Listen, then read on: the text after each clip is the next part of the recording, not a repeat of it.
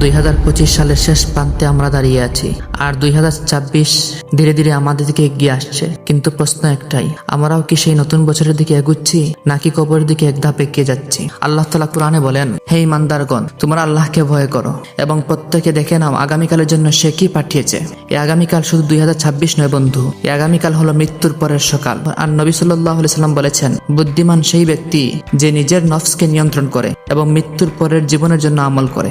একটি বছর চলে গেল, কত সালাত কাজা হলো, কত চোখের পানি ঝরেনি আল্লাহর সামনে, কতবার কোরআন তাকের উপর পড়ে থাকলো, আর আমরা ব্যস্ত রইলাম দুনিয়ার হিসাব নিয়ে। বন্ধু, নতুন বছর আসবে, কিন্তু নতুন জীবন আসার নিশ্চয়তা নেই। ক্যালেন্ডার পাল্টাবে, কিন্তু আমাদের কবরের জায়গা বদলাবে না। আজই সময় ফিরে আসার, তওবা করার, আল্লাহর দরজায় মাথা রাখার। কারণ একদিন সময় থাকবে না, বছর থাকবে না, শুধু থাকবে আমল আর হিসাব। আল্লাহ আমাদেরকে আগামী বছর নয়, বরং আগামী আখিরাতের জন্য প্রস্তুত হওয়ার তৌফিক দিন। আমিন। Thank you.